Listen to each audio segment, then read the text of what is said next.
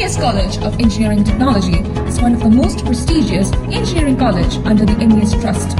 An ISO certified college approved by AICTE Delhi and affiliated to APJ Abdul Kalam Technological University located near Cochin International Airport.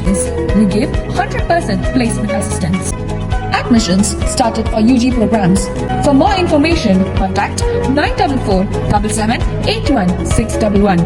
Embark your journey with MESC. Francis മാർപ്പാപ്പയ്ക്കായി അങ്കമാലിയിൽ അനുസ്മരണ പ്രാർത്ഥന നടത്തി.